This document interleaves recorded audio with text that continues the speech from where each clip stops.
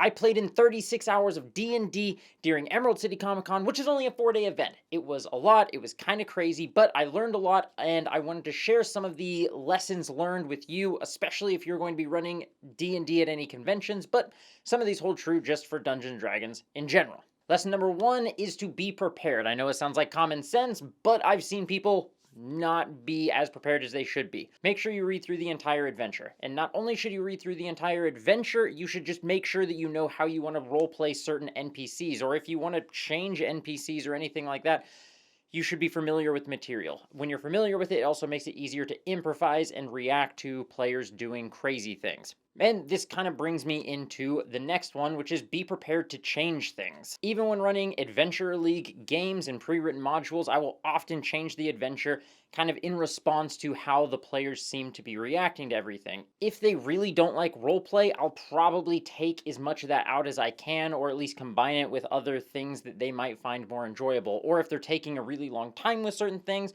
again, I might combine a social encounter and a combat encounter into one thing to make sure they're getting all the information they need, and we can hold in that time frame that we have. Which is also why it's very important to be prepared and know the adventure that you're running, so that you can kind of adjust things on the fly and make it a little bit more unique for each individual table so that they have the most fun, because ultimately that is what is important, is making sure that everyone is having a good time. The third thing I really learned and picked up on during this, playing with a lot of new players or people for the first time, is that it really, really helps if the Dungeon Master sets the tone for the role playing. Oftentimes, it's a super normal thing when you're playing with a new group of people. The Dungeon Master says, why don't you all introduce your characters? It starts off kind of awkward because there's not usually a bunch of people that love to just jump straight into role-playing. And that's kind of disappointing because role-playing is often a very fun part of the game that helps with the immersion, and a lot of people really enjoy it. So, how to fix this is it almost always helps if the Dungeon Master starts off with the role playing. And so what I'll usually do is whoever's giving them the quest or the first NPC that they meet will be over the top and help everyone kind of relax, get into character a little bit. Is I will play the first NPC. Through them, I'll ask them to introduce themselves, saying something like, oh, I'd like to know who I'm working with. What's your name? And then they can kind of jump into giving their name, the description of their character, and jump straight into roleplay.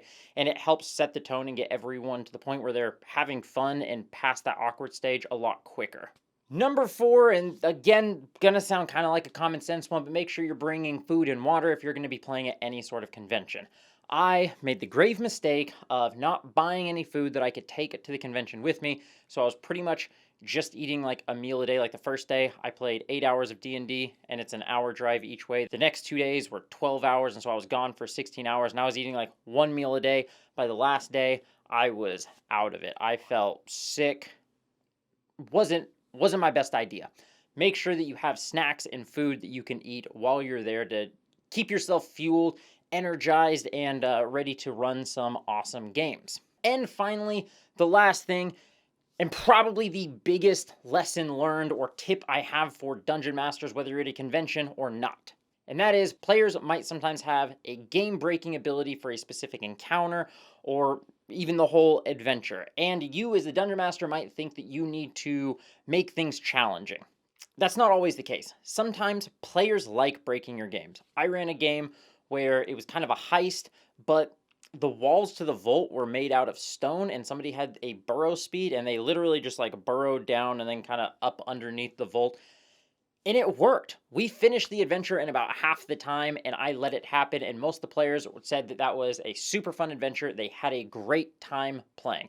I also, during one of the adventures I was playing in, it was a tier 3 adventure. I used Dominate Monster on somebody that was supposed to get away. They failed to save, and the Dungeon Master was like, we can go to the next one, but it's reliant on them getting away. You guys win, it's up to you. And we decided just to call it a win right there. And it was a lot of fun.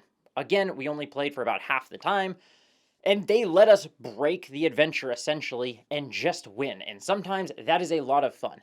On the flip side, I played in some where the Dungeon Master didn't want to let the players break the game, and you knew that your ability should work, and you could see that they were changing the rules to make sure that somebody got away or that something happened to keep the adventure going, and it always is irritating and it always just sucks for the players. So, if your players find a creative solution or they took this spell for this exact moment and the moment has finally arrived, let them have their moment of glory, let them have their win, let them break the adventure or the encounter or whatever it is, and they will walk away with a smile on their face.